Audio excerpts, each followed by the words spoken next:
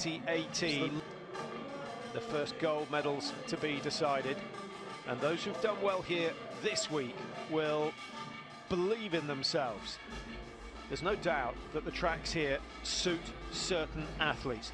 They suit the hill climbers, the Makarainens, the Laura Dalmeyers, certainly. On the men's side, well, Julien Eberhardt's proved he can do it. Martin Fourcade is without a doubt the strongest hill climber on the tour. So expect to see them collecting medals of some colour next year.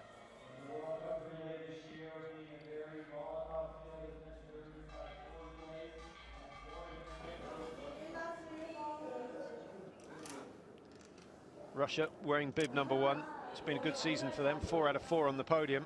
Can they make it 5 out of 5? Garanichev is back on form. He's been racing well here.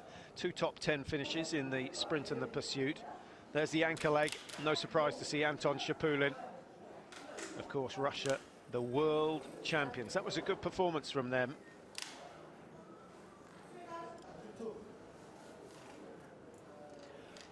So still a few minutes to go before the start of the race.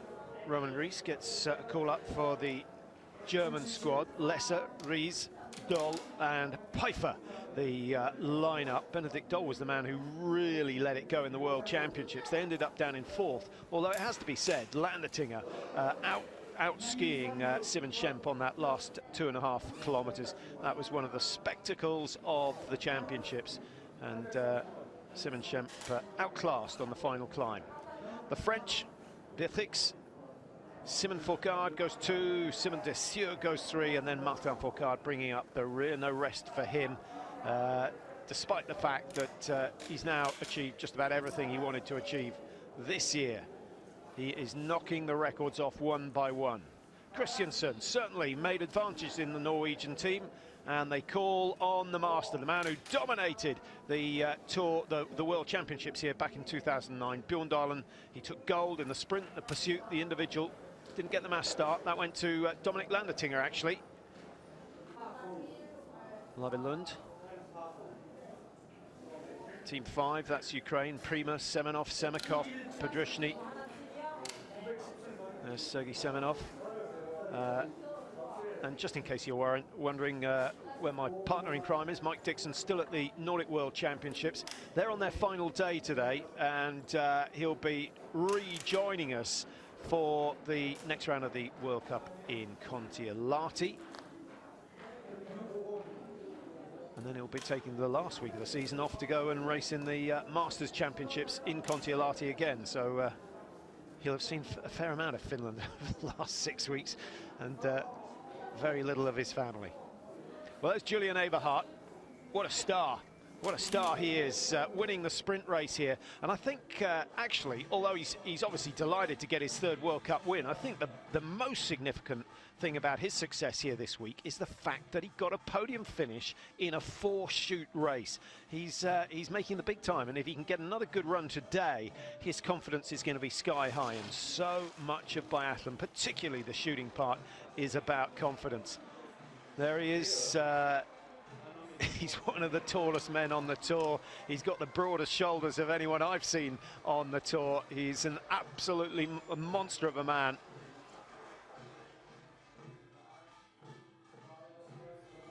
And the temperature it's dropped a little bit. We had the highest we got in the women's race was 7 degrees.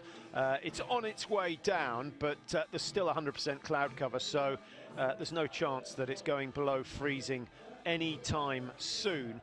If it did, it would produce some pretty dangerous conditions. I think the downhills would be super fast, but I don't think there's any danger of that happening.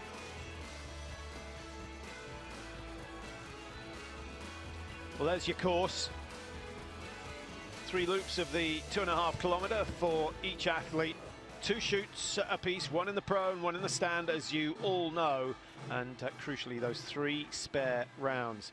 The women's shooting was not good. Yes, there was a bit of wind, but really I don't think the wind explained everything. So here are your top teams, and their number corresponds to their ranking after the World Cups from the season. Russia, as I mentioned, 4 out of 4 podiums, career racing 25. They've brought in Timothy Lapshin. You may remember him when he used to race for Russia. They've got Avamakova and Frelina also on the women's side. I do suspect that's the only way they're going to get any success in the biathlon and the Nordic events next year. Left it a little bit late, I think. Now, what can the Americans do? They put their best first, playing their trump card early with Lol Bailey.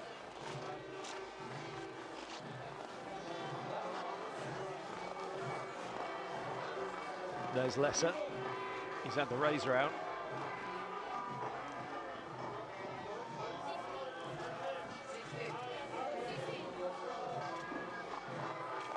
Takes the first leg for Germany, obviously. Eric Lesser, 6th in the World Cup standing, so although we've not seen a massive amount of him, he's been very, very consistent all the way through the year. I think he'd be reasonably happy with the way things have gone.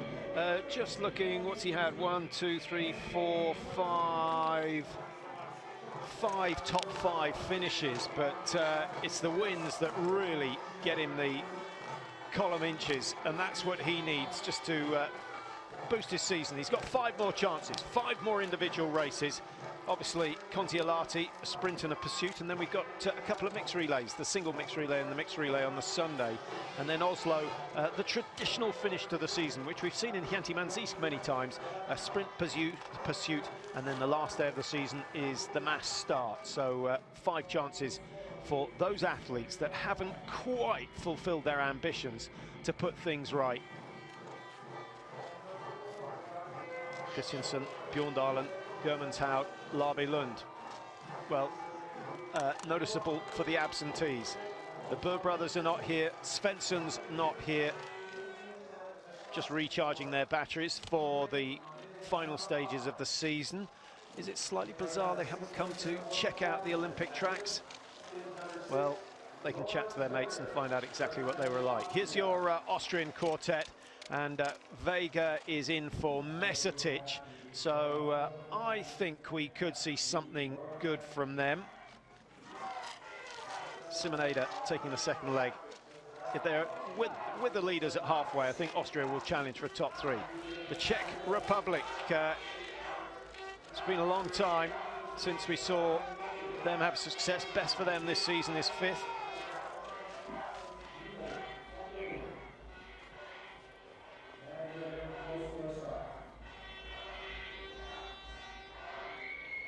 On my clock, we've got 15 seconds before the hour.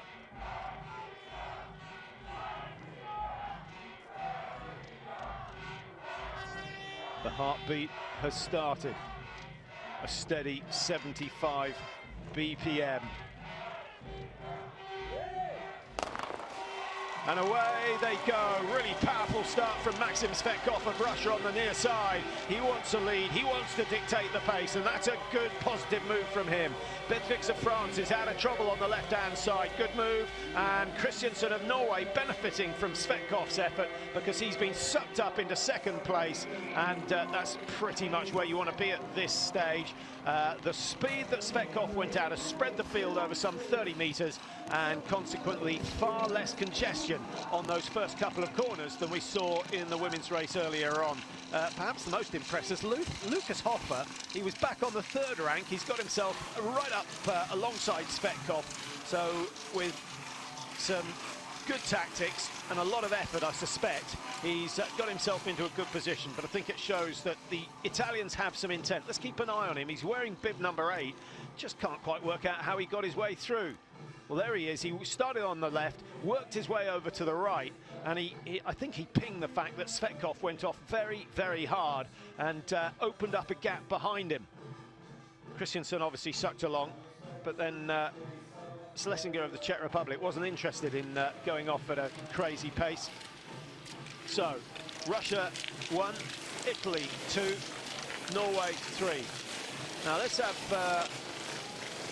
I was going to say a little wager that we don't need anything like that, but just thinking that we're going to see a change in the top three, the order of the top three, every time they come in to shoot. And that usually only occurs when you have a close race. These tracks here, they suit the stronger skiers, so the field tends to be a little more spread than it would on some of the easier tracks.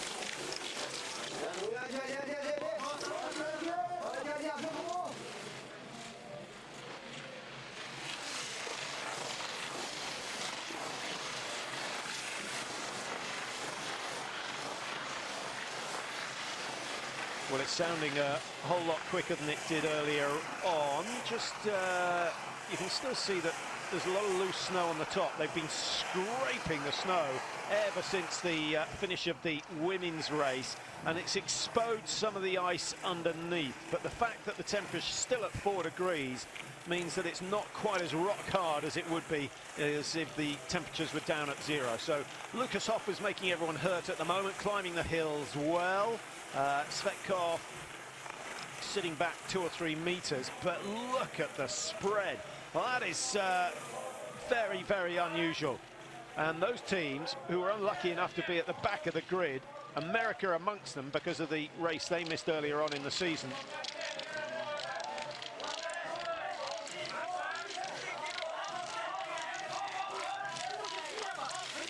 Hoffer piling on the pressure. Norway's quartet, Christiansen, Bjorndalen, Germanthaug, Labe, Lund. This is only Christiansen's 6th World Cup race this season. Lots of IVU action, but 2 respectable results. In the sprint he finished 18th, and the pursuit he worked his way up to 12th, hitting 18 out of 20. So I think this is a fairly critical World Cup. I think this is where he will be recognised by the coaches as a real 18 prospect. Now, how much money are you going to put on Lucas Hoffer clearing 5 with 5 after this effort?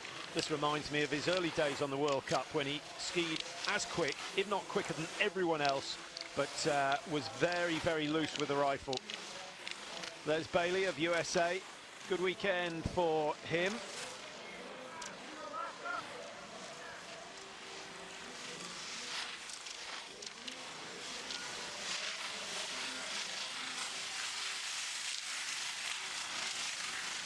Bailey into the top 10 of the World Cup standings, incidentally. He's 9th now, picking up some very valuable points on Friday in the sprint event, finishing 2nd.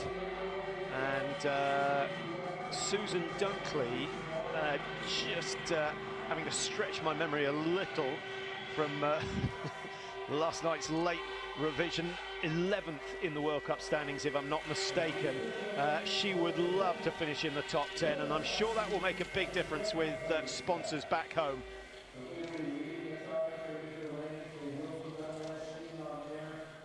So, first shoot of 8. Long, long way to go. 7.5 kilometers each leg. Winning time at the World Championships this year, 1 hour 14. The women's race this morning was some 3 minutes quicker than the World Championship relay. So we could be looking at a winning time of around 1:10, 1:11.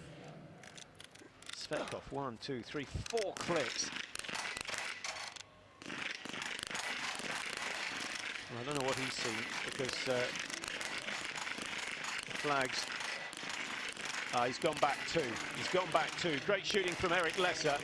Norway with Christiansen. Have they found a new relay starter? I think they might have done. Christiansen knocking the 5 down with 5 rounds. Austria, Ukraine, likewise. Good shooting from the Canadians, trying to match what their women did earlier on today.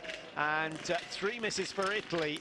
Haha, I wonder why. Hoffer now in danger of going from first to last. He's got a penalty loop. He still hasn't recovered from that skiing effort. Patience is a virtue. 2 penalty loops. Oh, disaster for Hoffer. That's very, very disappointing. Now, the Italians have won a men's relay before. was slightly shocked to find out it was way back in 2012 when they won in Oberhof in dreadful conditions, and they've not really had too much to shout about since then. De Lorenzi, the two Windisch brothers, and Hofer was the team on that occasion. But Italy, I suspect, are going to be last away, having come in first.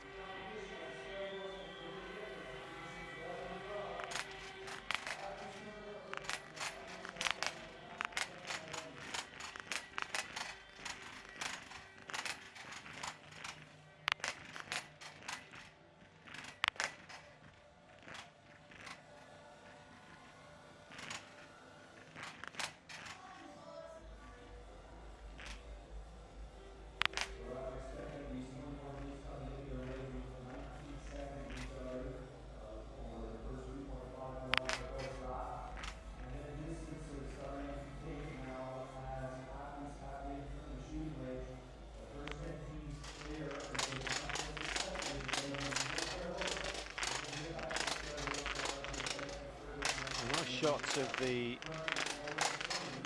targets.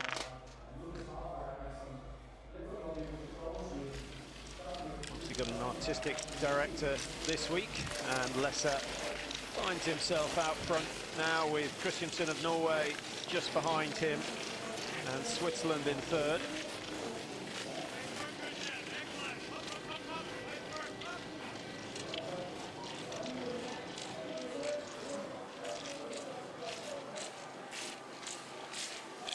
Through 3.2, and so not quite at the halfway stage of this first leg as yet. Team 6, that's Lawrence Vega.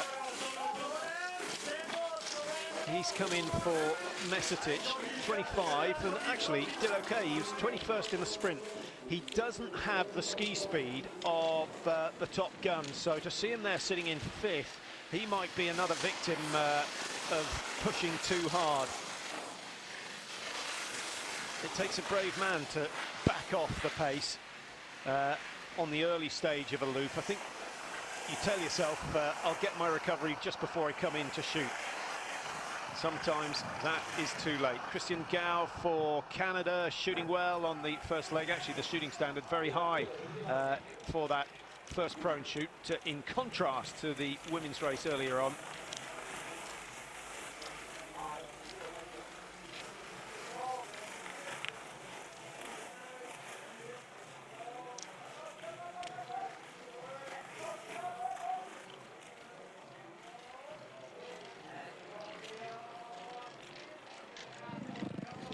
Well, at least we're starting to get some idea of the tracks here for the time trial events, and even the pursuit. Actually, we didn't have too many cameras out on the course.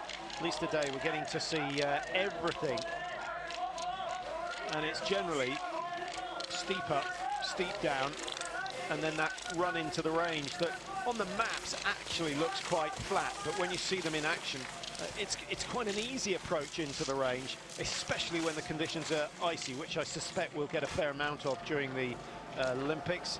Now, 4.1, and it's time to start thinking about the second shoot in 900 meters time, just over 2 minutes.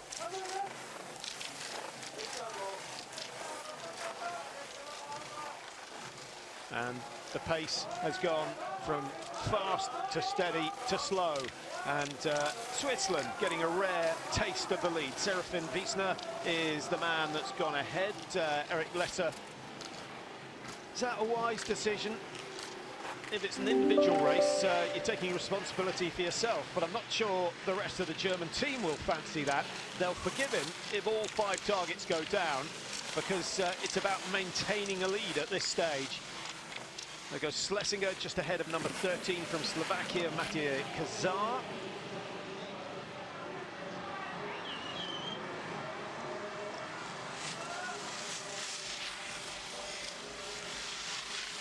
Four relays this season, 4 different winners. France, of course, won in Östersund, the first round, in Pyeongchang I should say, the first round was a mixed relay, wasn't it, up in Östersund. Pyeongchang was all about the French. Norway won in Ruhpolding, which is where they tend to do well. Steep climbs, easy approach to the range, tends to be calm, so easy shooting conditions. I think they might quite fancy their chances here, but the wind patterns in this range are far more complicated than the ones we get in Ruhpolding, so that could be Norway's undoing. But they did well in the women's relay earlier on today, and they don't start any relay thinking they're not going to do well. But this season, a mixed bag. They've had a 9th, a 1st, a 2nd and an 8th at the World Championships. That was massively disappointing.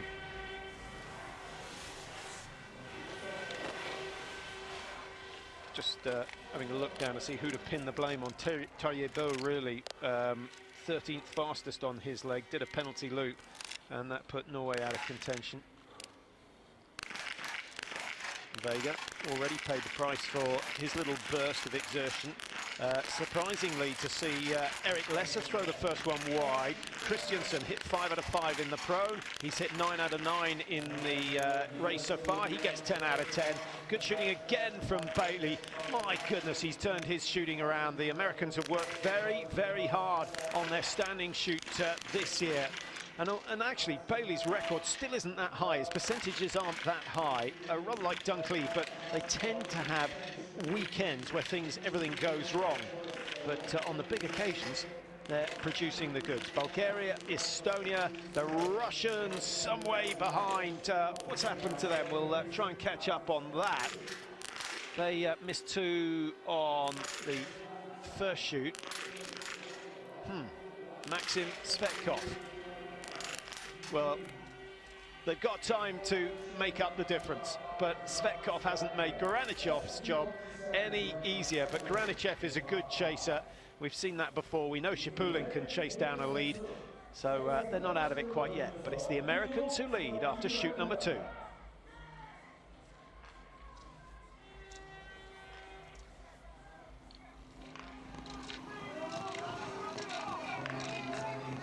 Christiansen, good burst of speed to get ahead of Bailey coming out of the stadium. He's on the way home now, and Kazakhstan with Savetsky sitting in 3rd. Ukraine just behind them. That's Artem Prima, who's, what's he, 37, 38 in the World Cup standings. Been an okay season for him, but he did a very good sprint here, finished in 10th in the sprint here in PyeongChang, so I think Prima will be happy with the fact that he's made the journey out here.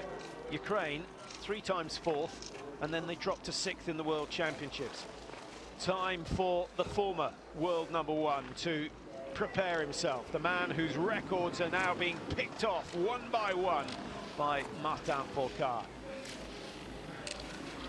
Christiansen makes it look as though he's not travelling too fast, but he's a very efficient skier. Big, tall man, long glide.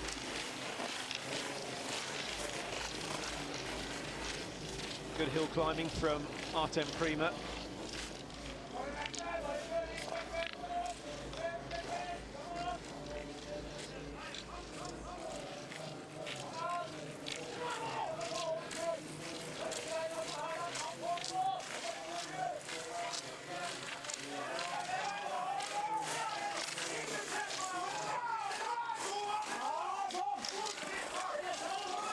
Beatrix 15 behind. The French so far just one spare round required. So he's lost a fair amount of time. Beatrix lost 10 seconds to the race leaders on this lap so far. 14:39 the time for Christiansen, going through 5.7. He's got the accelerator down, doing very well. And Maxim Svetkov playing catch-up. Now, you wouldn't expect to see him down there because, what is he, 12th in the World Cup standings. He's got a 93% hit rate in the prone position, Svetkov, this season. But it's not been his day, and I wonder whether he's not 100%. Almost a minute behind. Goranichev, Babikov, Shipulin have some work to do. And, of course, they are trying to hold on to the lead in the World Cup standings. Today, the final relay, we've got Russia on 2:16, we've got Germany on 1:99 and France on 1:82. So let's say, for sake of argument, as we see Schlesinger take a rare fall. Ooh, and there we go, another Lecky pole snapped off 6 inches from the end. There's no point going to pick up the pieces. He gets rid of both.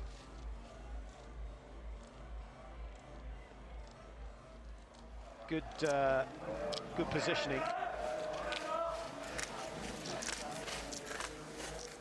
Christensen, Savitsky and Prima.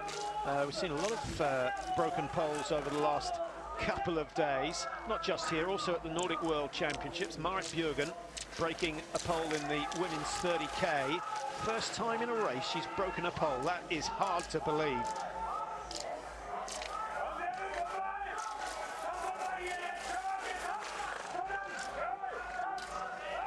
Actually, having said that, most poles are broken when you're out training and you're not concentrating. Vega losing ground now. He came out of the range in first position, but he overextended himself before that second shoot, and that's allowed Norway to pull clear. This is a fine performance from Christensen, and he puts some pressure on the rest of the Norwegians. Now, Uliana Bjørndalen goes next. Not been a brilliant week for him, 26th and 19th in the 2 races, but generally, certainly in his prime, the profile of the courses here suit him to a T. Good start, gets a little bit of speed up, no danger of clashing poles, and Bjørndalen is away. Chasing him will be Sergei Semenov of the Ukraine, and for America now, Leif Nordgren taking over from Bailey, who's had yet another good run. Well, if he was thinking of retiring at the end of this season, not that you ever see an American retire the season before an Olympic Games, but if he had any thoughts about it, which he has had in the past, he will definitely reconsider, because I think he's on the form of his life. Czech Republic down in 10 after that fall for Mickey Schlesinger. We've got Austria down in 11th. I thought we might see something from them. Simonada now, Eberhard Landertinger. It's a fantastic trio finishing this one off, but they've given the rest of the teams a fair chance. 43 seconds the margin, and Austria around the Czech Republic and Slovenia and Estonia. There's Garanichev, he's got an even tougher job. 58 seconds was the margin back to Svetkov. There is definitely something not right for Svetkov. If it's the skis, that will be a problem, because it's something that will go through the whole quartet. If it's his health, then obviously he needs a few days rest. We may not see him in action in Kontiolahti. Garanichev likes a chase, he's the terrier type. Leif Nordgren making the chase on Bjørndalen, just taking the first climb steady. Will he retire after 2018? Surely he will. Nordgren, Semenov.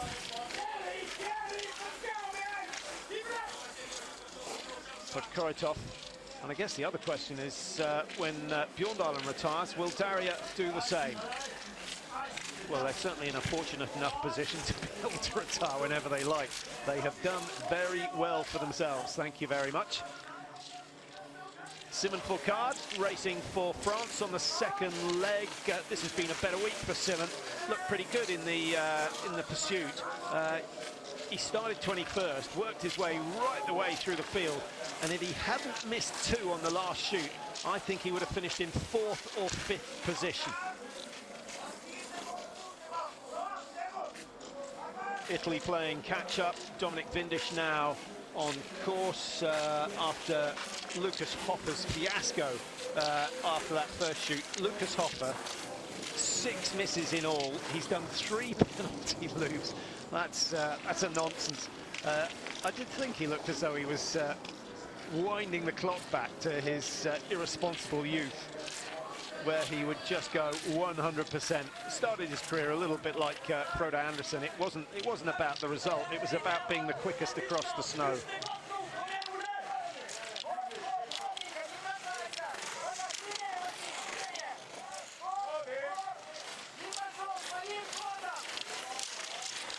Just watch how beautifully balanced Bjorndalen is on the skis. It's been one of his strong points over the years.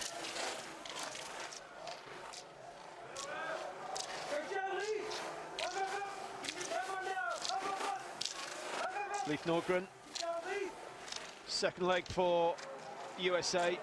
Schomer and Doherty, Sean Doherty taking the last leg, as we see Ries of Germany down in sixth, 21.9 behind, and Germany at the exchange a little bit closer than that.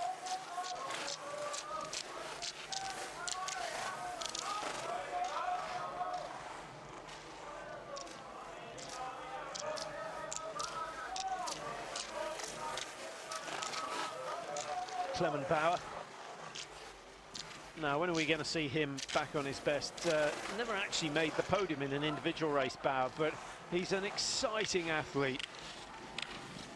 But another who doesn't quite have the temperament for the shooting. And it is about control. It is about relaxation. In some ways, it's about not caring.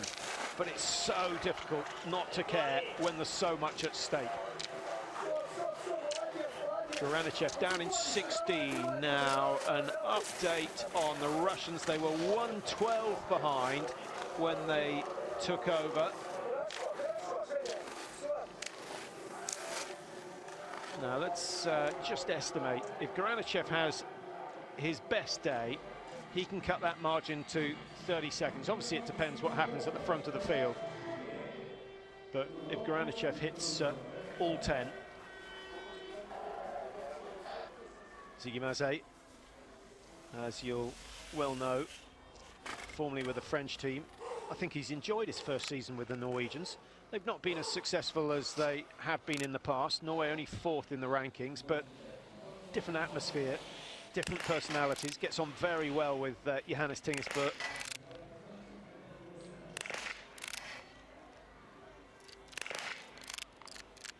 That was a solid hit. I thought 3 was a split round. And the round's drifting away. No change in the wind, so that might have been a positional thing for Bjorndalen. And the lead, is it going to be given away? America have a chance of going number 1. Great shooting. Nordgren, 100% accuracy, and he closes the gap effectively on Norway. Ukraine just 1 miss. Kazakhstan are going out in the top 3 or 4.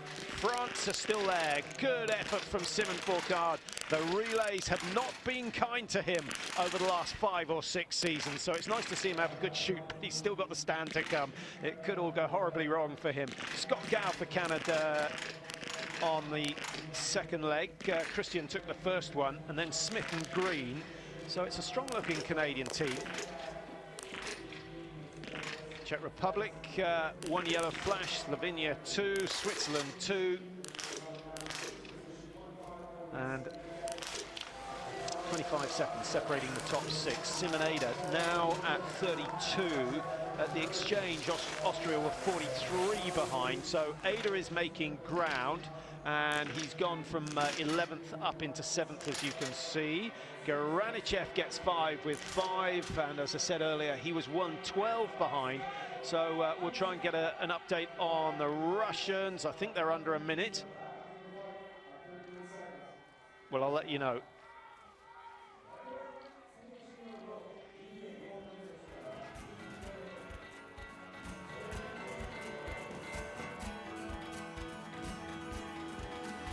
Now Bjorndalen's shot's going right, each shot going further and further over to the right-hand side. That 4th one missed right, the 5th one missed right. So as his targets move left, the rounds, the fall of the shot moved to the right. The alignment was not correct from Bjorndalen on that occasion.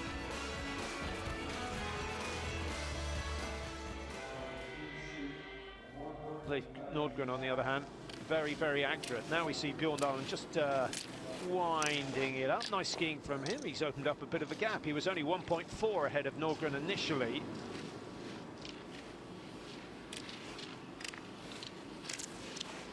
Well, what a contrast in styles.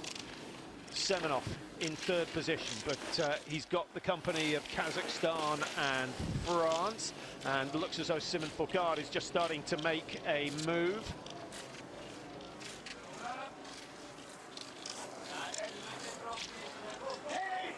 Simon Fourcade, 85% hit rate in the stand. He's one of probably about 5% of the athletes who are better in the stand than they've been in the prone this year.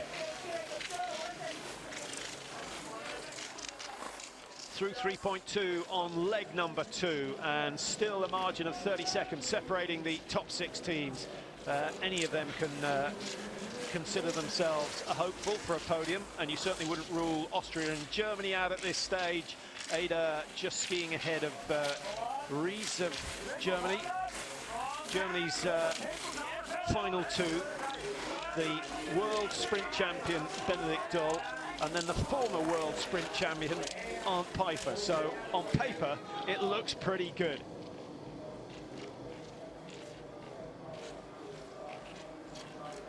Clement Bauer always thought you could get a London bus through those legs when he skis.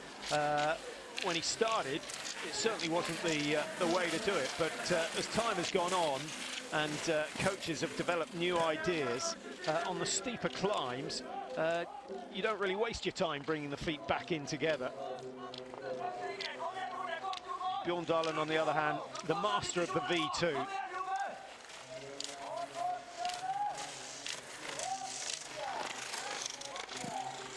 His technical skiing, second to none.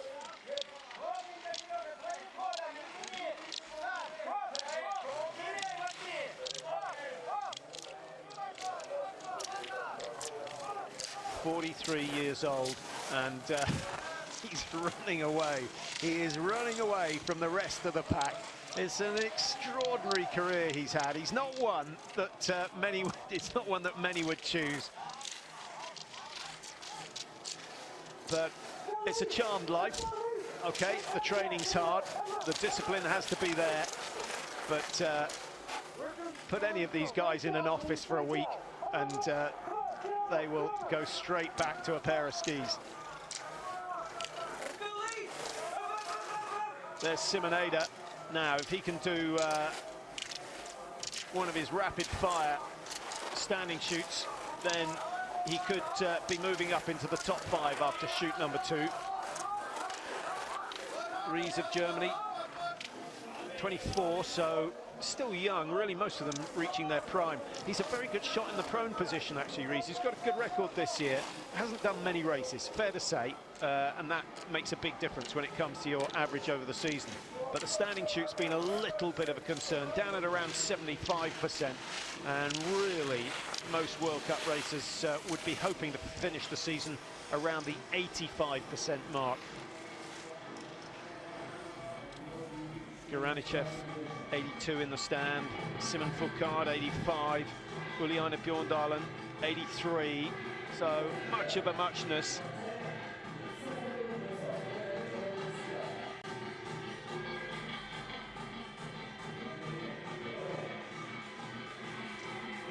Here he comes. How much of a lead do Norway need? Germanshaug and Labe Lund is not the strongest finish. With the two Burr brothers lined up, then you'd put your money on them. But it's going to be a tough race. But if 5 go down at the first time of asking, and this man is working, and he'll work just as hard for the team as he will for himself.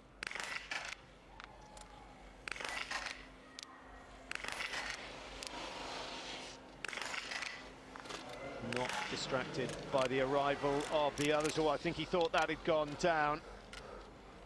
I think that was a case of rushing to get away from the mats. It's gone down at the second time of asking, so the gap could be closed. Simon Fourcade, 1, 2, 3 in quick succession. This is how his brother does it. He matches his brother. Great shooting from Simon Fourcade. He'll be on the tail of Bjorn Dahlen for the final 2.5. And Ukraine won a piece of the action as well. Sergei Semenov, excellent shooting from him. A little bit of a disaster for USA with Nordgren, 2 misses. Avoid the penalty loop. Here comes Simon Ada. He got 4 of the 5. Quickest shoot we've seen so far. We saw a dreadful shoot, what was it, the second shoot in the sprint from Ada. Very uncharacteristic to see him taking over 30 seconds, and the results were poor. Kazakhstan 3 misses, but no penalty loop. Germany still there. 75% remember. One shot, one target. In training, it would go down 99% of the time. In a race situation, it's not the same. He takes his time, makes sure. Russia with Garanichev. There goes the second spare round.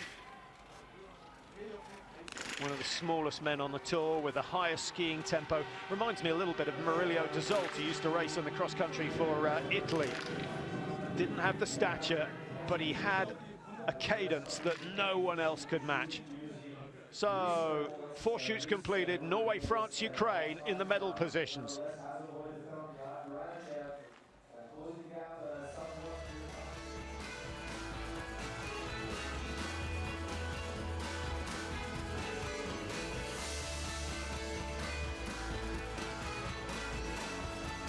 Bjorndalen missing the prone on the right-hand side, missing the stand on the right-hand side, but only one spare required this time. Mark Kirchner, that doesn't need translating, does it? Absolutely fed up. Ries unable to put pressure on the race leaders. Germany have come out in 10th position, and they are still 105. Garanichev got to within a minute of the leaders. He's now back to 117, having required spares on his second shoot. Italy still haven't recovered from Lucas Hoffer's disaster early on. Disaster's a bit of a strong word, but it was not a good performance from Lucas Hoffer. He's down in 14, Korea in 17. Now, Italy do not want to be beaten by the Koreans. Timothy Lapshin is on course for Korea at the moment.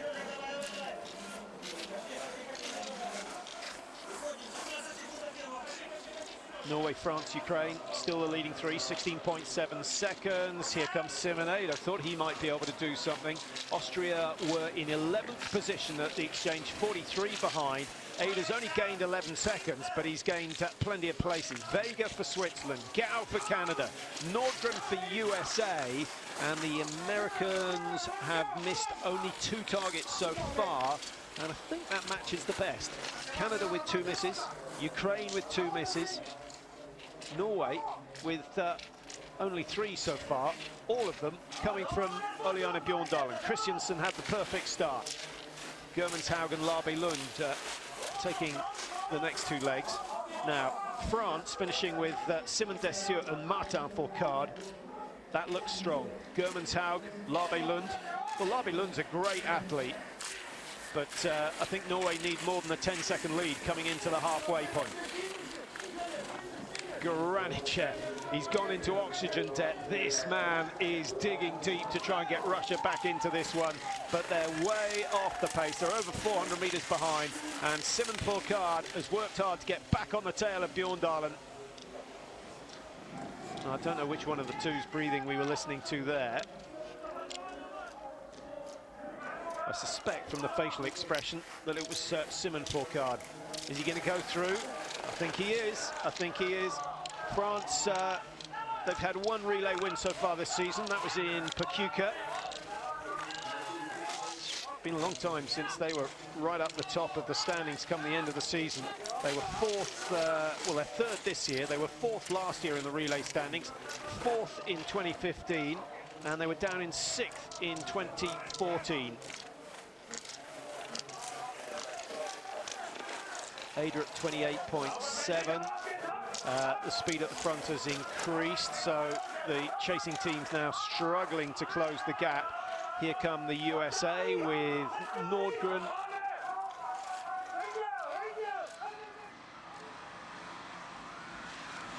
Look at all that empty snow behind the 2 leaders.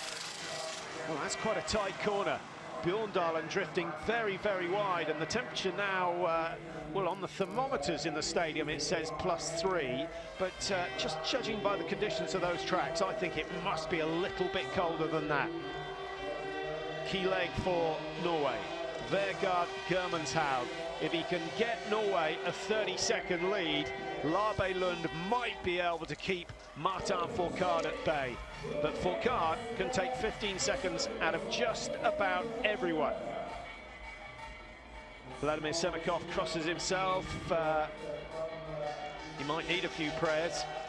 If it all goes well, then the win is still possible for Ukraine, a team that haven't won for many, many years. Best they've done so far this year, well, fourth place. They've finished fourth on 3 occasions, so their consistency deserves to be rewarded with a podium finish.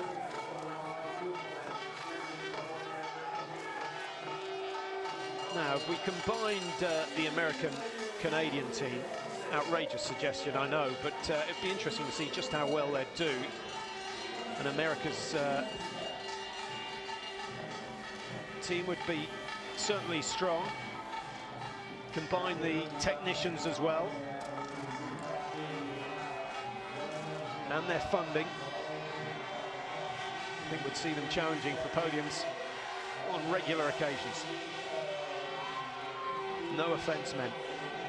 Now, away they go with Russia, 1:15, so actually Granichev bigged him up a little, but he's lost 3 seconds to the race leaders.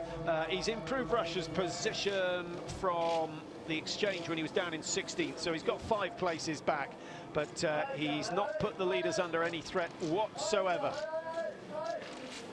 I think these are good tactics from Germanthaug of Norway. He's only 58th in the World Cup rankings.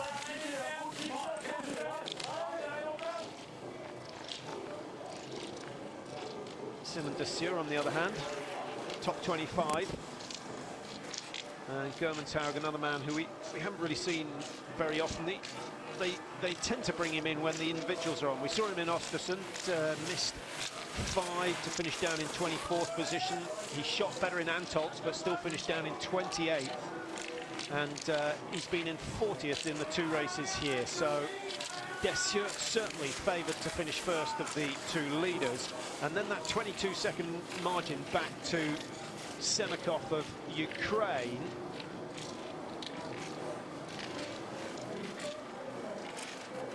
And Ukraine were at 19, so Dessier doing a little bit of damage, trying to pick out someone who's making ground. Now, Benedikt Doll, 103 behind. He started this leg 58 behind, so that's a surprise.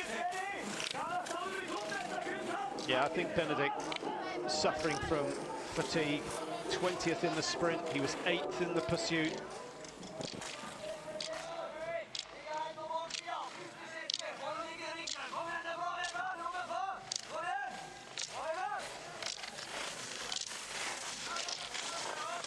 "26 races this season. It all started on the 1st of December. Our last race is on the 19th of March. So effectively 3 months, 90 days or so to fit in those 26 races. It's a crazy schedule, over 1 race every 3 days.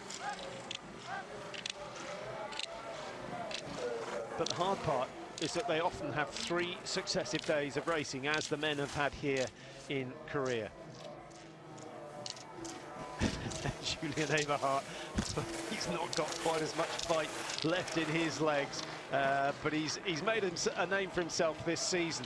And the reward is that Julian Eberhardt, I know you know, he had a reputation as a tremendous skier and a dreadful shot, but you don't get a 4th place in the World Cup standings by being a dreadful shot. He's just not quite as good as the likes of Martin Fourcade.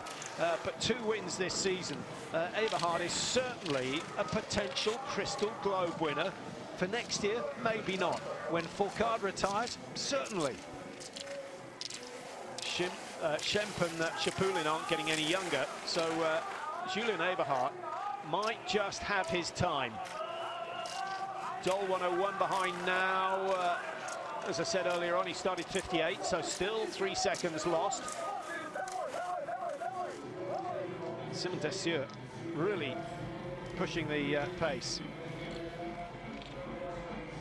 And Simon Dessieux took the third leg of the World Championship relay, where France took the silver medal.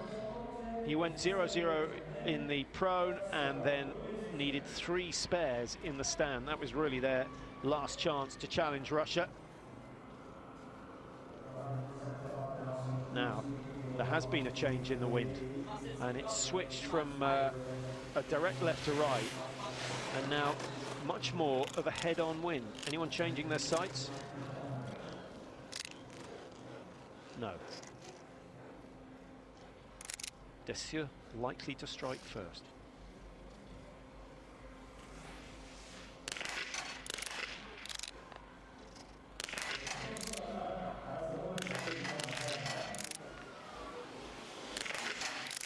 Well, this is good shooting from PyeongChang. It could be Norway's only chance to outshoot the French. He's going to have a lead of at least 8 seconds. Let's see how much these missed round. Wind's picking up again. This could be a tricky one. Down it goes. Good control from Simon Dessieux, but he's got some skiing to do. He caught 8 seconds on Norway at the start of the first lap. You can play catch up once, twice. Playing it 3 times is very, very difficult. Austria a little unfortunate, and Eberhardt, who's another of those who's got a better record in the stand than he has in the prone. Ukraine are going out in 3rd. Chance for Germany and Russia to make some ground on the podium positions. They're not going to get much closer to PyeongChang and Dessieux, but they can certainly get themselves within 20 seconds or so of the podium positions. That was a quick shoot from Benedict Doll. Doll on a 87% hit rate in the prone. It's going down.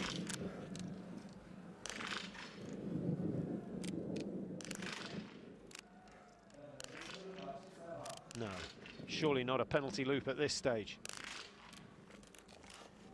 There is a penalty loop for Germany, and that is a disaster for them. And I'd love to have seen a shot of Arndt Pfeiffer, who's taking the anchor leg, because he knows he's going to have a minute and a half, at least, probably closer to 1:45, to make up on the race leaders. America in danger as well, but it goes down. Paul Schomer, who's come in for Tim Burke. Tim Burke raced in the World Championship relay. Sean Doherty on the last leg for the Americans. It's Norway and France doing battle up front.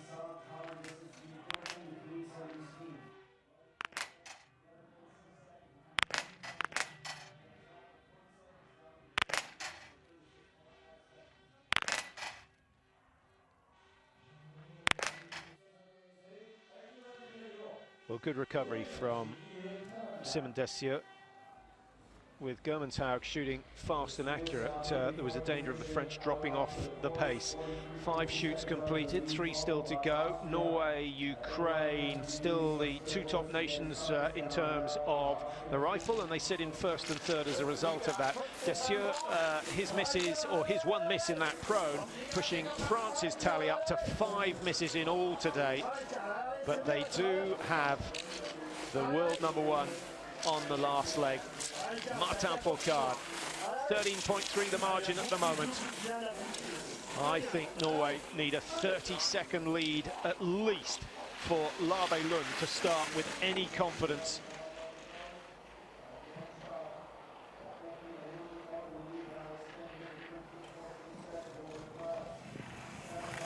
It's getting colder and faster here in PyeongChang, and you can see they're starting to hang on in.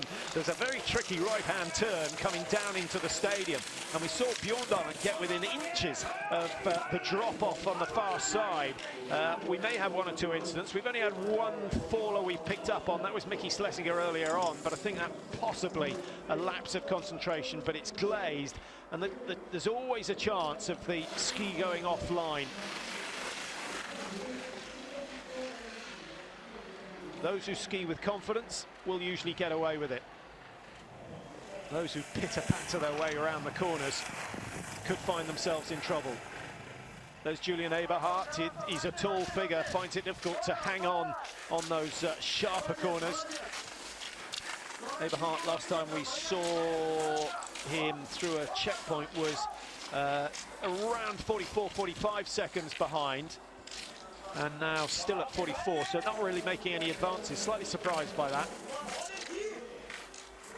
Germany's Benedikt Doll, 141 behind, and at the second exchange, Germany were 58, so it's been a disaster. That is the price of a penalty loop. You've obviously got 150 meters, which takes around 25 seconds, but you've also got the 3 spare rounds.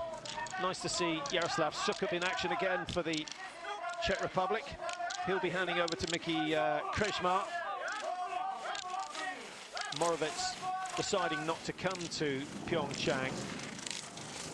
He's been racing the IBU Cup up in Kontiolahti, so he's going to have 2 weeks of races there. He really likes the tracks in Kontiolahti.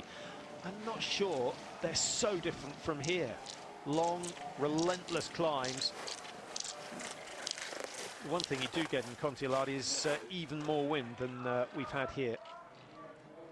Eberhardt steadying things down. It's been a long, long season for Eberhardt. Now, can he finish in third in the World Cup standings? He's, what, 52 points behind Simon Schemp. I think it could be possible. Simon Schemp, of course, not racing here, so there's a real opportunity for him to do that. Of the big names that haven't been racing here, Svensson, Johannes Tingesbø and Simon Schemp.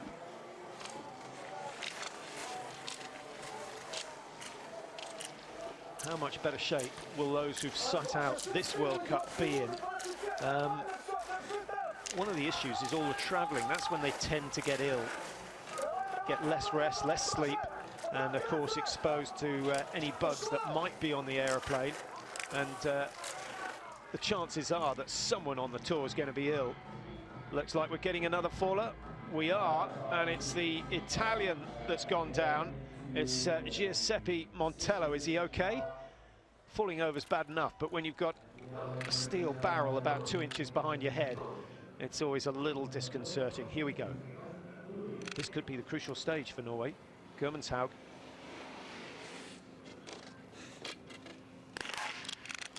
The wind's died down a little, but he's still missed.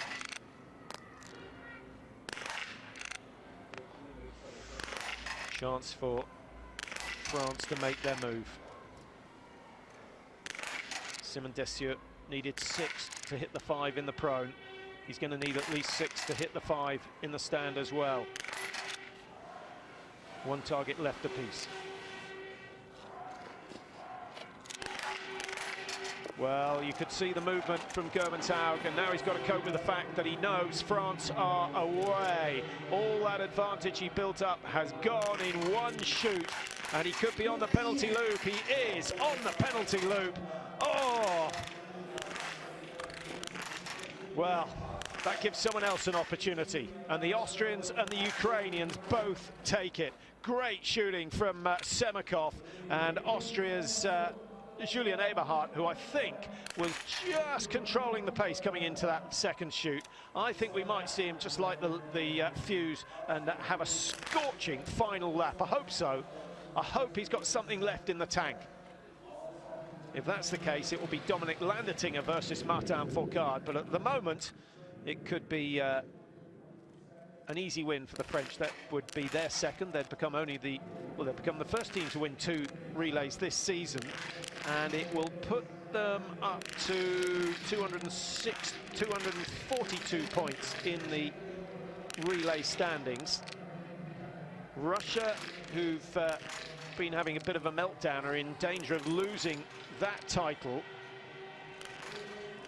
Now, where are Russia coming out? Their lead at the start of today, just 17 points over Germany, but thankfully for them, Germany are not doing too well. And they're 34 points clear of France. So I don't think they're in danger of being caught by the French, to be honest. Kazakhstan, Canada, Slovakia get away. Germany down in 6th. Really, it's Germany versus Russia for the title, and they're in 5th and 6th positions at the moment. The way things are standing, Russia will be the #1.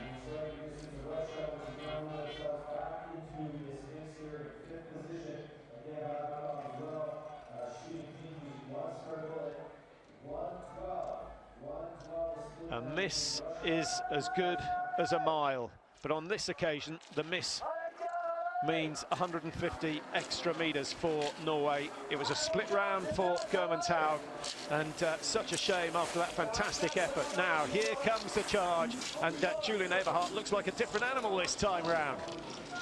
He's gone from a sloth or a sloth to a cheetah in the space of 5 minutes. Still not closing too much of the gap on Dessieux, who went out of the stadium very, very hard. 19 seconds behind. He was 17. Germanshaug keeping Norway in the podium positions at the moment, but he's got the company of Semikov from Ukraine. He's at 35. He was at 29. So Simon Dessieux is the man who's setting the pace amongst the 4 leading teams. And Fourcade will be grateful. So here we go, we're approaching the final leg of the men's 4x7.5. France, Austria, Norway, Ukraine, the top 4.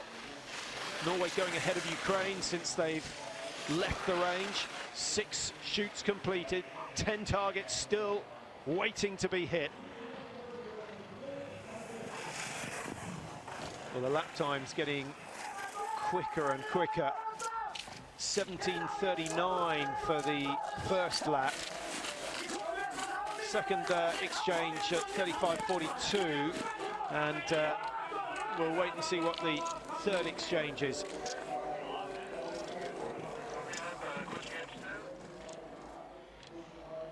think we're looking at something like 52, 53 maybe.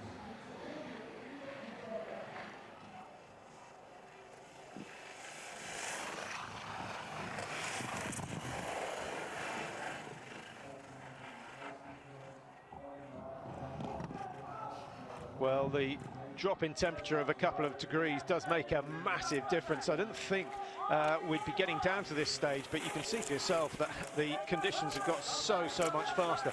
Still on the steep uphills and corners, there's a little bit of soft snow there, but on the long downhills, the glazed conditions are giving them great speed, which makes it so much easier to get up the next climb.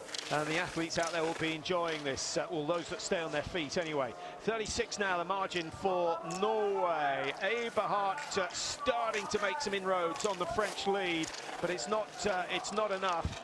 Landertinger, he'll watch Fourcade start, but he's going to be at least 120 meters behind by the time he gets out onto the track. Martin looking very, very relaxed. Here we go again. He's had a third, a first. He is the newly crowned champion for 2017, but he always says it's relay success that he enjoys more than anything. He believes that the rest of the French team deserve that feeling of standing on top of the podium. It's happened once this year. It didn't happen in the World Championships, which is where he really wanted it. And Dominic Landertinger is the man who has to try and chase the world's #1. Has he got it in him? Will he be thinking of chasing Fourcade, or will he be thinking of defending second place from Henrik Labelund of Norway? Germanshaug. It all started so well, and then that penalty loop costing Norway the chance, I think, of a win.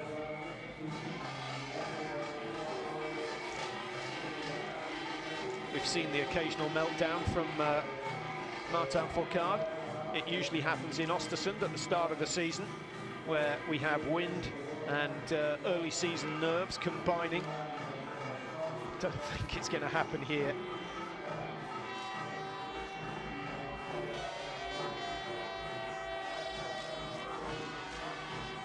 Benedict Doll's job is done, and Arndt Pfeiffer is away. The man who took the ankle leg for Germany in the World Championships. Germany, I'm mistaken, Pfeiffer, of course, took the third leg. It was Schemp who came in to take the ankle leg.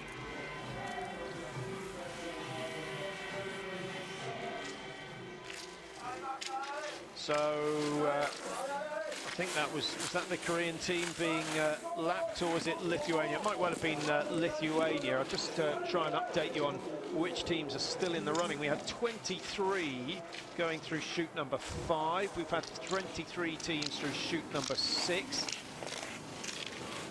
Obviously, one or two teams still approaching the exchange. One or two. We've got 15 still to get through the third exchange. The leaders a long, long way clear. 2 minutes 9 seconds separating the top 9 at the moment. And Martin Fourcade is picking them off one by one. He's making it look very, very easy. And Bulgaria are going to be knocked out of this race. Fourcade going flying past them. Landertinger now at 21. He started at 16. Labi Lund is at 37. He started at 36. And Pedrushny started at 52. He's now at 57.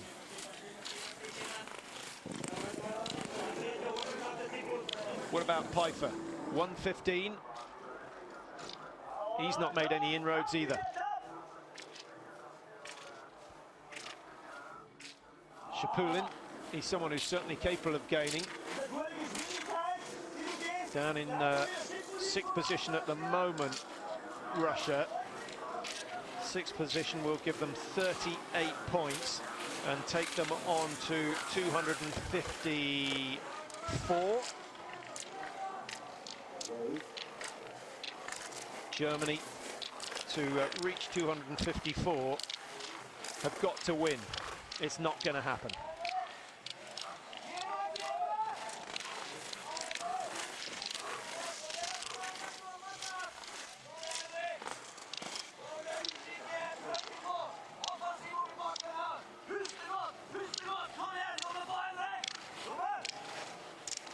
Henrik Labi Lund getting some welcome vocal support. Team 20, that's Romania with Cornel Pușianu. So they will be pulled out before the start of the next leg. Labi Lund at 40. He's lost 4 seconds, but only 15 off second place, and he was 20 seconds down on Austria. So a strong start from Labi Lund, and I think it might suggest that the Austrians with Dominik Landertinger are trying to defend second rather than chase first. But Landy, what was he, 4th to 7th in the pursuit, missed 2 on his last shoot. Put up a good fight up till that stage, but he's not on his best ski form.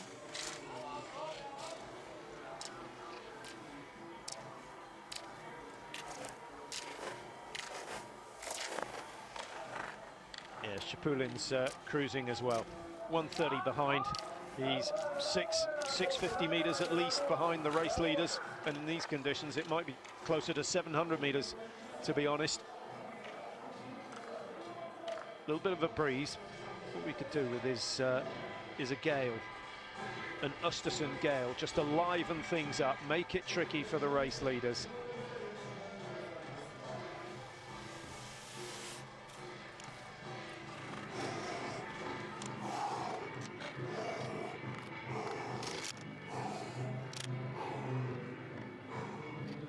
France didn't get a single relay win last year. They're on the verge of making it 2. Well, there's the first mistake. Don't think we'll see another one. Oh, we will.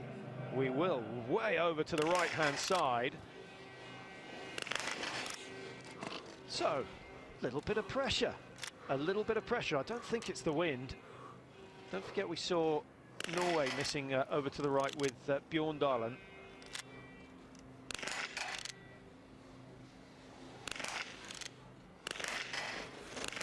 So 2 spares, 16 seconds, but with Austria missing 1, it's not going to make any difference. Labi Lund, is he going to throw caution to the wind? Be nice to see someone try and rattle the targets down. Second spare for Landertinger, and France's substantial lead is resumed. Labi Lund taking at least 19 seconds before he got the first round away. Preparation. Well, you know what they say, prior preparation prevents a bad performance.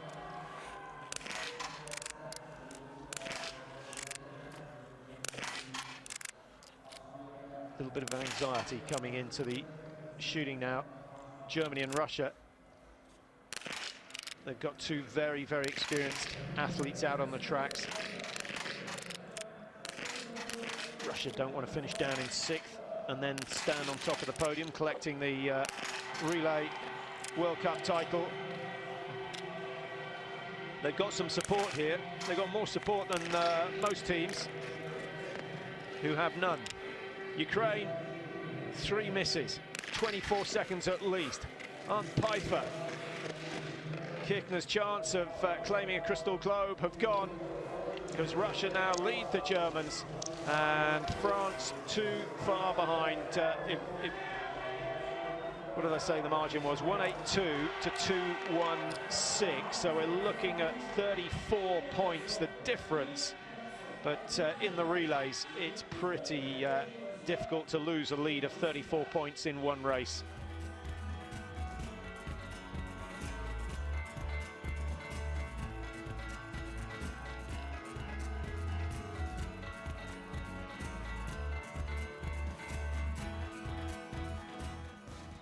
So for France to claim the title, they needed to win, with Russia finishing down in 15th position of the 25 teams. And I think you'd have to go back many, many years. In fact, I'd be surprised if they've ever finished outside the top 15.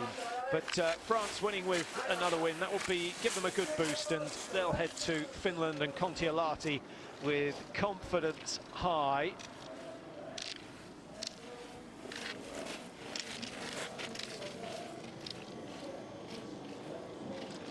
Lavilund, another of the Norwegian athletes that trains in Lillehammer. Great tracks. They'll still have good skiing at this time of year on natural snow. One thing I like about the Nordsetter area is the fact that all the piston bullies, all the track cutters have GPS in. And so you can look at a map in the information or the ski school and see exactly where the tracks are being cut, where they have been cut, and plan your day's skiing accordingly.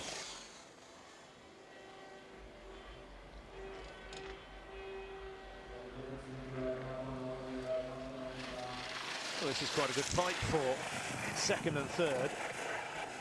Landertinger takes the inside line, looking for some slightly softer snow where others haven't trod, and he gets himself around the corner. All the Austrians, good alpine skiers. Anyone who's been to Hochfilzen will know that alpine is still the #1 sport down there. And of course, Hochfilzen not that far. What is it? 40 minutes or so at the very most from Kitzbühel. Fieberbrunn, another good alpine resort. So they all grow up learning how to ski. In fact, the schools, while we were down there for the World Championships, all the kids heading out, there can't be much more than 4, and the teachers taking them out on the slopes for the morning. I think they get 1 day a week. No wonder they're good. How do you explain Fourcade's success? Well, he's blessed with extraordinary physical attributes, but he's had plenty of inspirational characters. Of course, Raphael Poiret, who was his motivation early on. Bjorn Dahlen, who set all these records that Fourcade is now matching and bettering.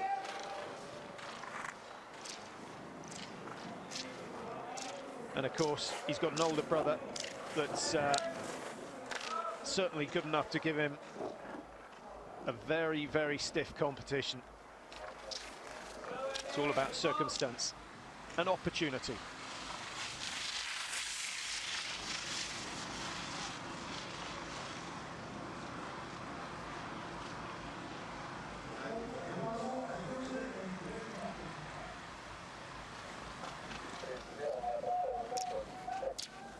Only 8 spare rounds required by the Russians so far, and how close are they getting? They're still a long, long way, over 30 seconds behind third place. So really it's just a battle of pride between Russia and Ukraine and Germany. Well, that's a little battle that I think will stimulate the Ukrainian team and Dmitry Bedrushny slightly more than it will the Russians and the Germans.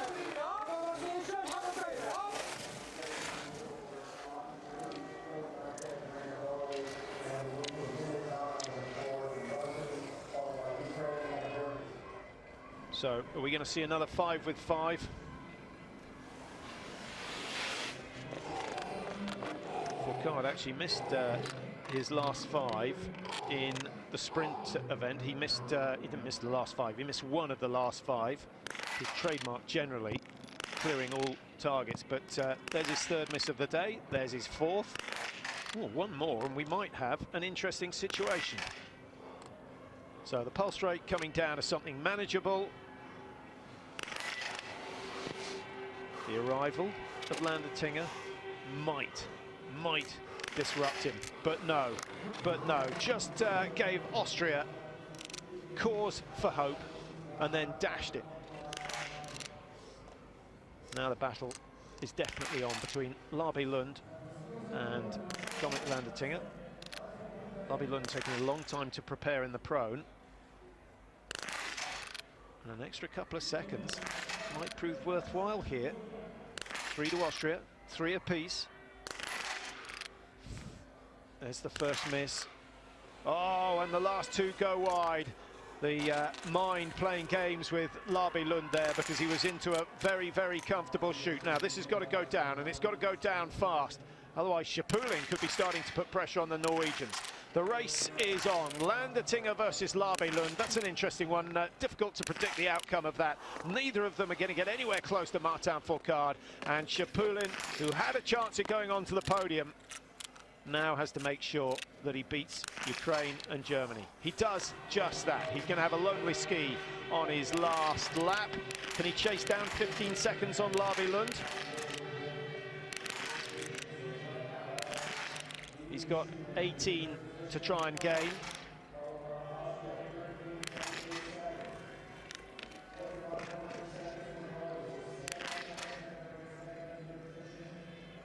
Pfeiffer, still remember his final shoot in the mixed relay in Hofvilsen. That was the one I was thinking of earlier on, where Germany, of course, came away with the gold medal. It was a fantastic, solid performance from Pfeiffer, and then we didn't really see the same again all the way through the championships. But this is where the race is. It's for 2nd and 3rd. It's not quite as exciting a situation as we saw in the women's, but the coaches are out there. Is that Stiernekov running alongside Labi Lund? Don't think so.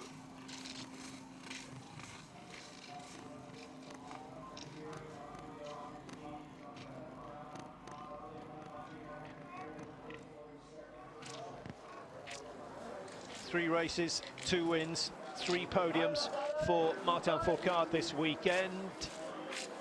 18 podium finishes in the individual races this year out of 21. Staggering consistency.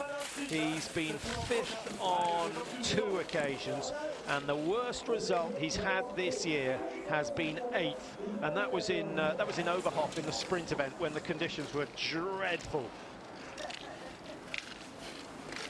Trying to remember who won that one. Actually, that was the first race that Julian Eberhardt won. Hit 10. He waited for just about the worst conditions of the year to clear the targets for the first time. Now Landertinger is still putting the power on. He had a lead of 7 seconds. It's gone up to 8. So Austria pulling away from Norway at the moment, but still some way to go. 1,800 meters. 1,800 meters. He's got to close that gap before they descend into the stadium for the final time.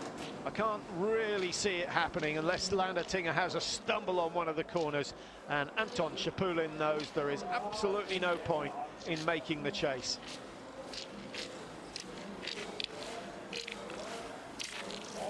Well, he's still working hard just to keep Ukraine at bay. Only 22 teams going through exchange number 3, incidentally. So we've lost 3 teams. Estonia, Finland, Bulgaria, all lapped. Entscheidungsnummer probieren kurz jetzt. Ja, komm, es sind 9 Sekunden auf.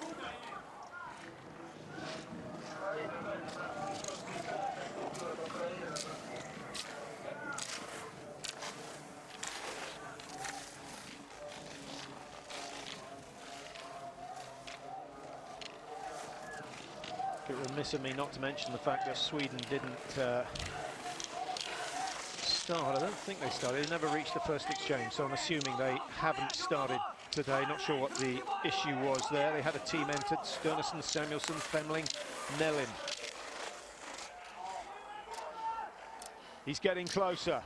He's now just got 900 meters to go, and Norway closing from 7. It went to 8, and it's still at around 8.5, 9 seconds. So Landertinger is doing a decent job. Celebrations for the French already. Yet another win for them. The joy of being in a strong team. There are plenty of teams that go the whole way through the season without getting a win.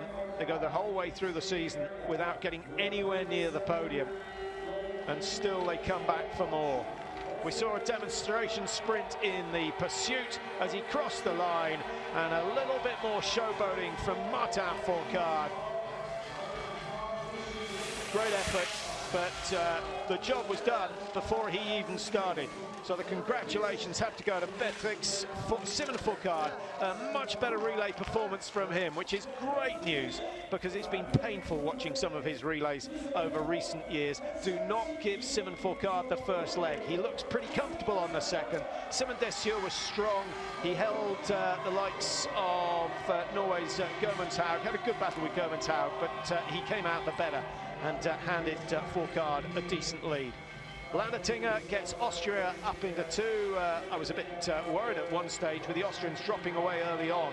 Vega, who came in for Mesicic, didn't have his best day, but Ada, Eberhardt, Landertinger doing very well.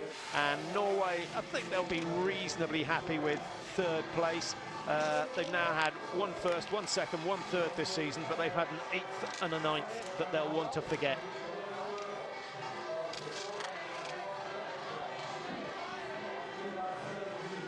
Bjorndalen and, well, Bjorndalen really the only regular member of the Norwegian A team. Russia, bad start from them. They were 16th at the first exchange, 11th at the second. They got themselves up to 6th by the third, and Anton Shapulin giving them a respectable result. 1:11 off the pace. And Russia, incidentally, are the relay champions for 2017. Germany had a chance of catching them, but they needed to win, and they failed to do that. Disappointing day for the Germans. Lesser, Ries, Doll and Pfeiffer below par.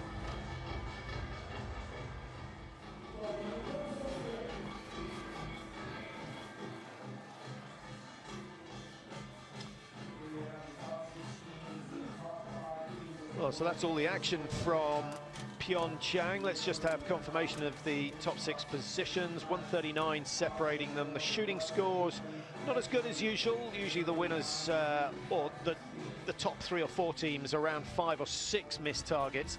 A little bit blustery mid-race. Those on legs at the back end of leg 2. The starters in leg 3 had the toughest.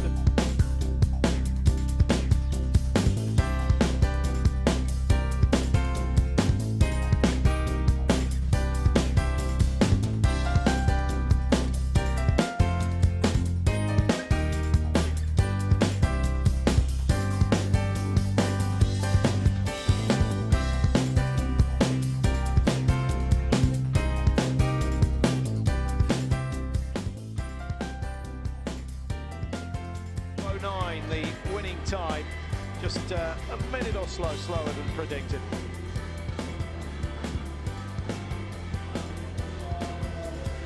Good sprint finish between America, the Czech Republic and Kazakhstan. It's the Czechs who are going to win it for 8th place, 3:11. The Czechs, big fall from Mickey Schlesinger on the first leg, and their shooting scores 2 penalty loops for the Czech Republic today.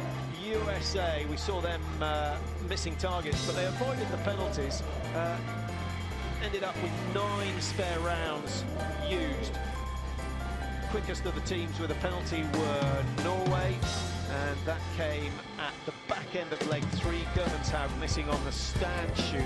Only 9 missed shots in all for the Norwegians, which is okay, but the penalty loop proving far too expensive, and that's where their chance of getting the win vanished. Worse shooting, bit mean to pick them out. Korea, the host nation,